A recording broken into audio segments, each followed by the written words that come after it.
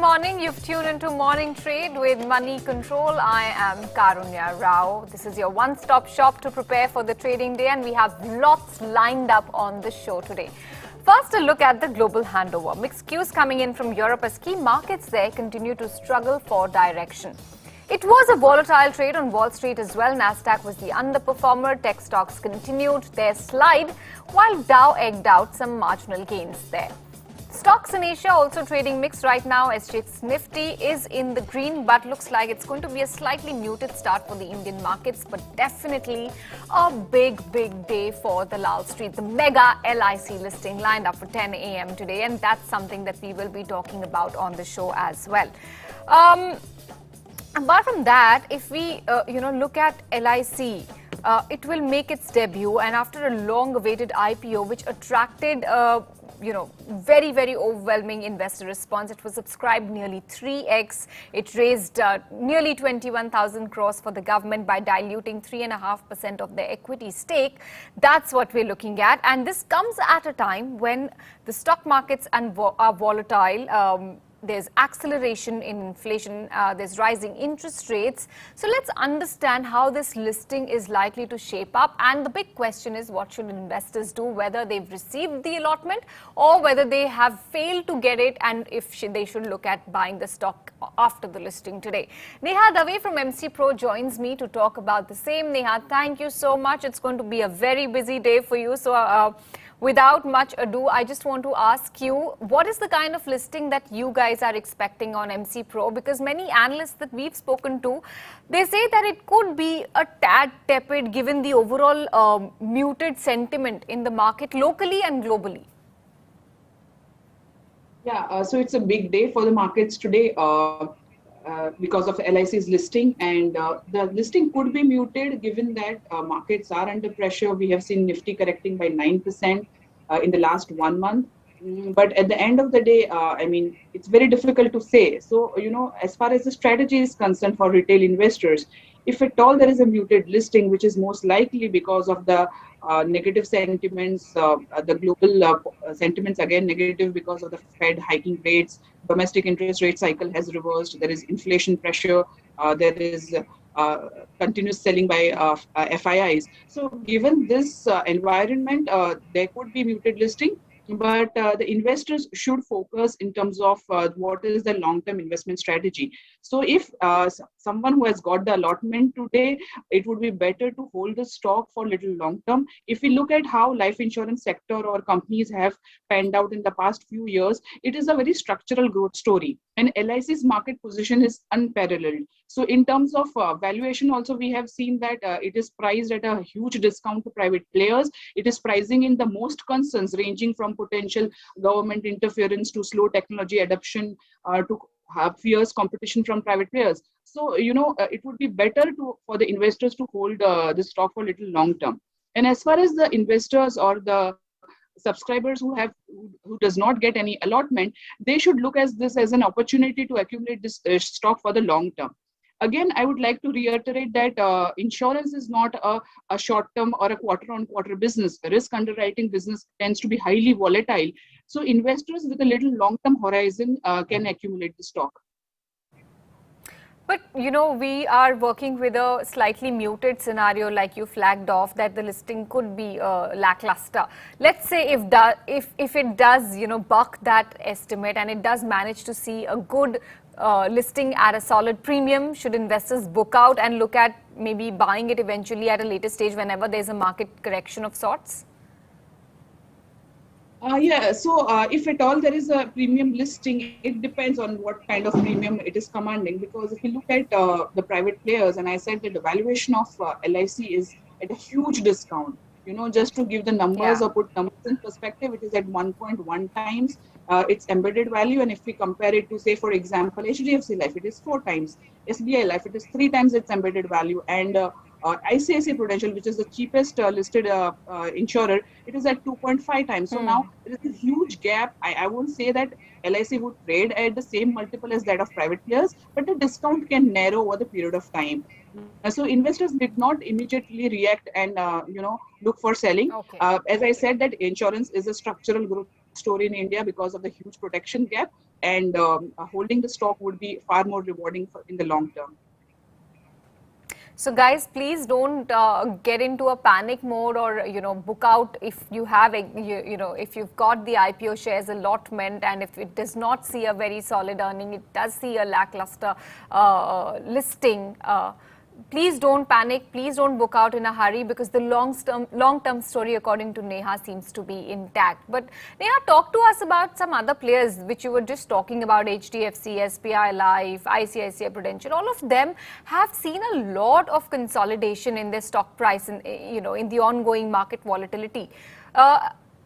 Overall, how does the sector look to you? Fundamentally, you said yes, it looks intact. Long story, over the long term, it looks good.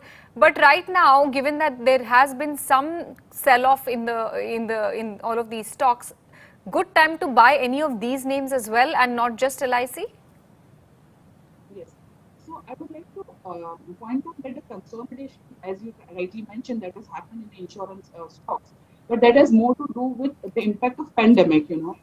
So they were impacted because of the pandemic, and probably that led to the consolidation in the insurance stocks. But as far as I mentioned that fundamentally these companies are doing well. If I have to talk about HDFC Life, for example, it is doing phenomenally well in terms of all business parameters, be it product mix, be it enhancing its distribution channel. For instance, the low-cost direct channel contributes around 34% of the individual new business premium in case of HDFC Life. Now, this is a phenomenal progress because the digital buying and selling and digital transactions have picked up post-pandemic. So HDFC Life is, leading the market in that space. But the only concern with HDFC Life is that it has been an expensive stock and it will continue to be so.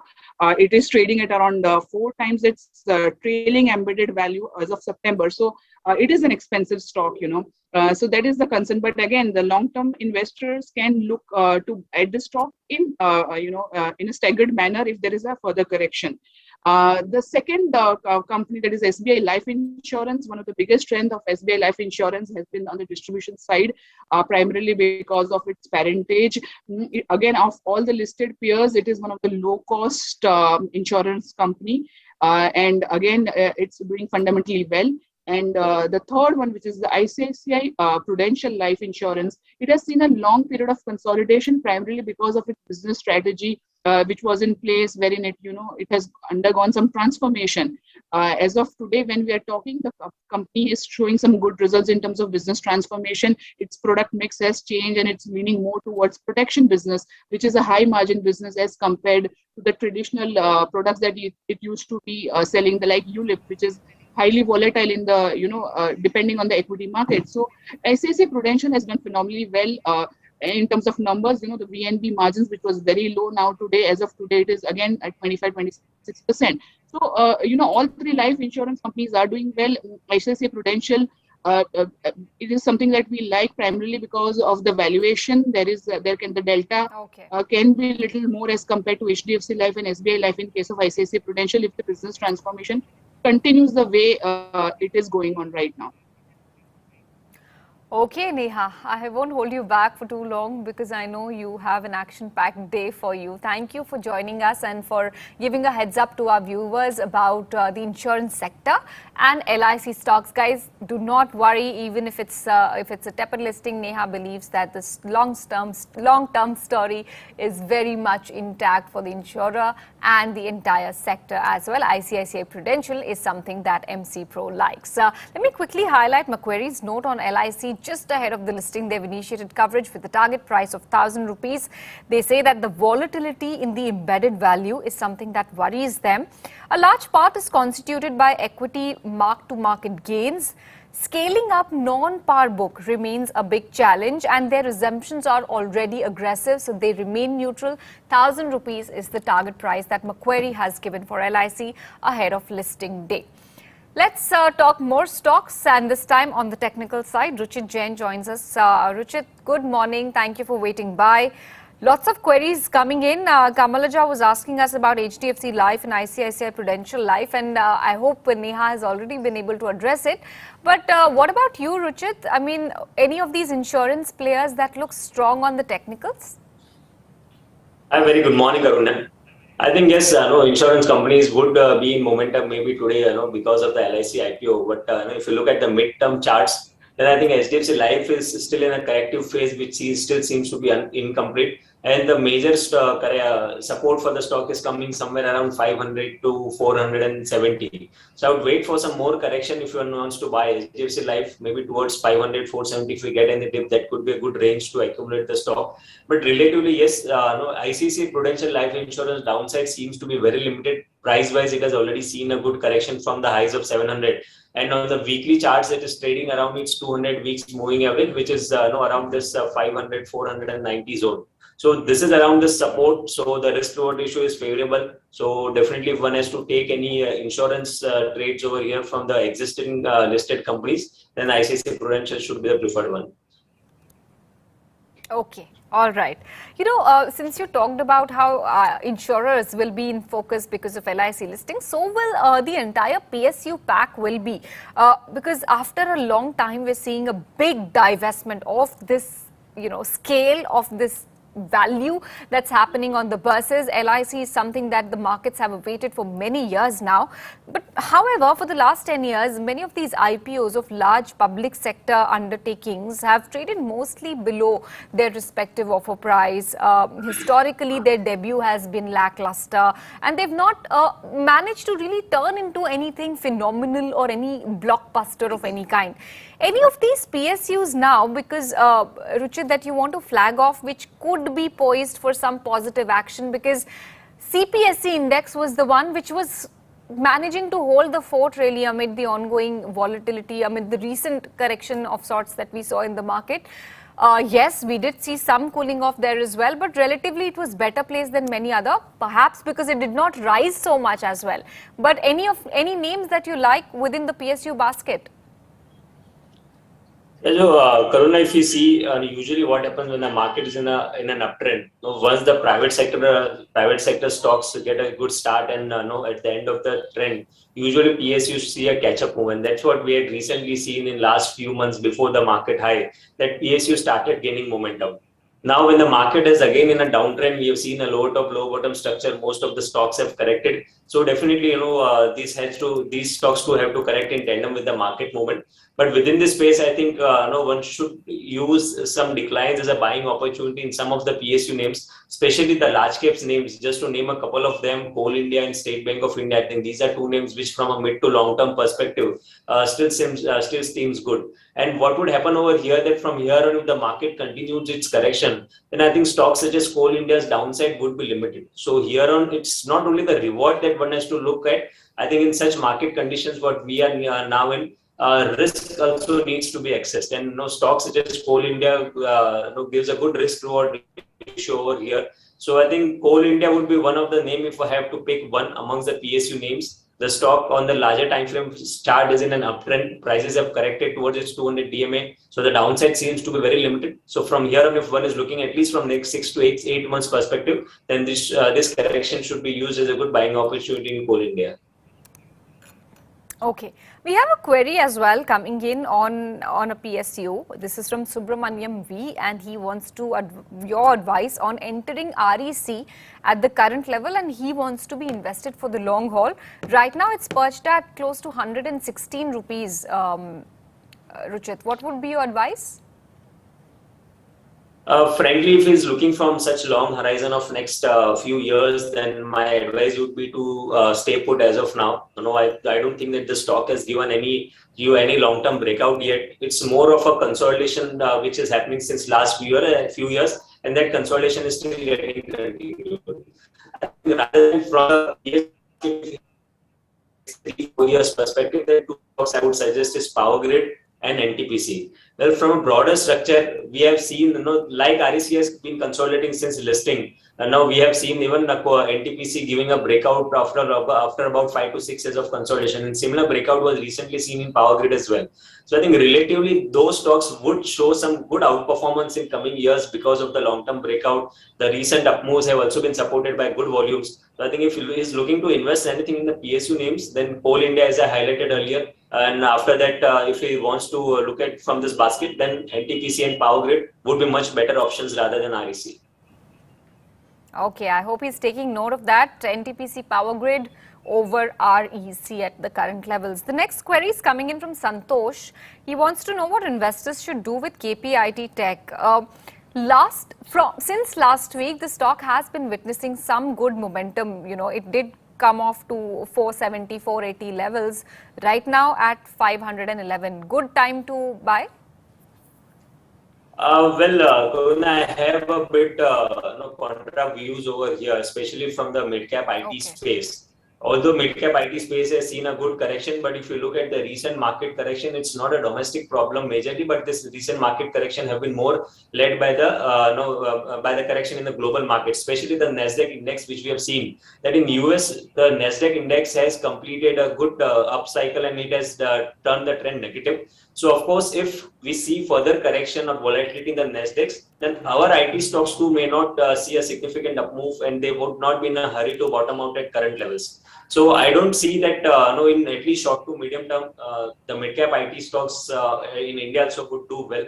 KPIT remains to be specific with levels. The stock is trading around its 200-day moving average, which is not broken since long, and that 200 DMA is placed around 480 now. So if you have existing positions, then keep a strict stop loss below 480, which is its 200 DMA. But if you are looking to buy fresh into the stock, then let the dust settle down. Let that leadership come from the Nasdaq or from the global IT fronts. I think then in India also, the leadership would first be taken by the large cap space in bottoming out rather than the mid cap space. Okay. All right. Next query is on Ambuja Cements from Srinivasa Rao. We all know why the stock has been in the limelight. On Sunday night, there was an announcement that Adani Group would be buying over wholesome stake in Ambuja Cement, and yesterday the stock closed about 2.5% higher. But in the last 1 month as well, a decent, uptick, a decent gradual steady uptick is what the stock has seen. Do you think buying at current levels is a prudent idea? I think one should keep a buy on dip approach for the stock. The recent relative outperformance is only because of the news which were expected, and many times it happens that when the news is out, prices discounted very quickly. So maybe in tandem with the markets, the stock should show some either time-wise correction or a price-wise correction going ahead. So if one is looking to take some fresh entry in the stock, then one should not be in a hurry just because of the news, because the news was expected and it is out now. So the stock may not react very sharply on the upside. Even in yesterday's trading session, we saw that the volumes were, the stock price did not see any significant uptakes. So if existing positions are there, for them, I would suggest a stop loss below 349, which is the swing low of last 3-4 trading sessions. But if one is looking to buy fresh, then wait for some either price-wise correction or a time-wise correction before entering the stock. Okay. All right. Next query coming in then from Percy Modaj. He wants to know about Oil India. Very slow mover. Again, in the last 1 week, 10 days, I think it's yielded around 5% despite, some positive action that we've seen, which has been much higher in several other mid-cap names. But Oil India specifically, how would you assess this one? I think, yes, as you rightly said, it's a slow mover. Usually we do not see this stock participating in very sharp rallies when the market moves higher. But I think the stock is holding quite well above its 200-day moving average. Recently, in last 1.5 years, whenever the stock has corrected, the 200 EMA for the stock has acted as a support, which is around 200. So till it is about 200, there's nothing to worry about. But just the thing is that you should have some longer-term time horizon for the stock to expect some good or decent returns in the stock. So keep a stop loss below 200 rupees and continue to hold your existing positions. I want to put the spotlight on KEC as well. They've received an order worth 1,150 crores across various businesses, and because it's across different portfolios, different sectors, they believe that it will help them strengthen their overall portfolio of offerings and services. KEC, good. I think the 1,100 is no mean feat, 1,100 crore rupees. So talk to us about how the stock could react today, because definitely some momentum is expected here. I think KEC shut shop yesterday at 370 levels. What is your projections here? So some pullback move could be expected in the stock because recently prices have corrected from 540 to 360 without any meaningful up move. But no, frankly, if you look at the daily chart structure, recently prices have given a breakdown below its support, which was around 420. So now on any pullbacks, 400, 420 range would again become a resistance. So due to the news flows, if there is any pullback towards this 400, 420, one can use that as an opportunity to exit from a short-term perspective. Okay. We keep getting a lot of queries on Adani Wilmar. Harsh Agarwal is also writing to us real time right now on the show feed. Anything that you can predict here? I mean, there's not a very long history of chart patterns that you can go back to, but anything that you can foresee? It's very difficult to make a call on this stock. After a good up move post listing, we have seen some days with lower circuits, which is not good. But definitely, this the group I think has given very good returns recently. And I think if you are riding the stock, then you can continue to ride, but do keep a stop loss on your existing positions. I think that should be there, considering the high volatility in the Adani Group stocks. For now, the short-term charts indicates a support around 540 support. So if you have existing positions, you can keep a stop below 540 and continue to hold. Okay, since we were talking about how PSUs will be in focus, Bharat Electronics is something that also has some news flow. It's signed a pact with US-based company Triton to manufacture lithium-ion battery packs for electric trucks made by this company called Triton in the US. In fact, BEL is among the 5 organizations that will be investing in Triton EV manufacturing hub in Gujarat in Bhuj. And this is a plan that was already unveiled by Triton before, and BEL is going to be one of the 5 companies that will be part of this. Now let's talk about the technicals of Bharat Electronics. I think in the last 1 month, when there has been so much gyrations in the market, the stock I think came off around 10-11%. Right now, it's trying to witness some positive action, but hasn't been able to do so meaningfully. What is your prediction for BEL? So I think as highlighted, another PSU's name which has done well in the last few months. And the high top, high bottom structure is still getting continued. Usually when the stocks are in this such high top, high bottom structure, corrections which we have seen recently should be used as a good buying opportunity. So I think I would add this name to another PSU name which you could look to buy in your portfolio. Just from a very short term trading perspective, 240 pullback towards 240 could be expected. But otherwise from a medium to long term perspective, also the trend for the stock looks quite positive. In fact, I think BEL is one of the hot stocks that even you wanted to flag off to our viewers.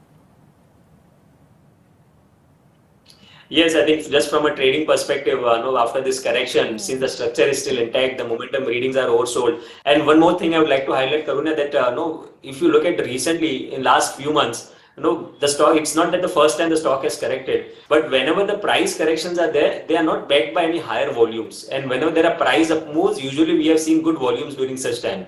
So this is a good sign that the stock, whenever it's going up, the volumes are good. On corrections, the volumes are less. Means the earlier long positions are still intact and the declines are being used as buying opportunity. So from a trading perspective, also as I said, 240 is what is expected. Maybe next 2-3 days time frame if the market sustains over here. So short-term traders also can look to buy the stock if it opens around yesterday's closing. Keep a stop loss below 216 for target of 240. Okay, all right. What about your other stock idea? So, Karuna, I have one short idea as well. Since then the market still continues to be in a downtrend and we have not seen any significant change in the trend as of now. Now, yesterday, Berger Paints was one of the stocks which has seen short formations in the futures segment. And recently, the pullback move has also been sold off around its 200-day moving average resistance. So I think even Asian Paints witnessed some short formations yesterday. So I think maybe next 2-3 trading sessions, this paint stocks, both Asian Paints as well as Berger Paints, could see some pressure on which could take the stock lowers. Berger Paints could be seen as a good opportunity to go short around current levels, keeping a stop loss above 653, expecting target somewhere around 604 in this series only. Okay. Ruchit, great chatting with you as always. But before we let you go, I also would like to ask you what is personally your assessment of how LIC listing will play out today? Yeah, I think no, it may not give a huge listing gains, but yes, as I also heard, your coordinator saying that it's a good long-term investment and the way valuations are at discount to the listed companies. So I think no one should not be in a much hurry to book out if one is getting any marginal gains over here. But yes, from a longer term perspective, it may be one of the another PSU names which could be a good story. Okay, so don't hurry and stay invested. That's looks like the consensus verdict that's coming in for LIC IPO. And if you've got the shares, don't panic at all with the lackluster opening, if at all that happens. Thank you, Richard, for joining us and for helping our viewers out as always. Great chatting with you on the show. And guys, thank you for tuning in. We'll be back tomorrow at 8:30 once again to help you get ready for the trading session. But for now, it's time for markets with Santo and CJ. Stay tuned to Money Control.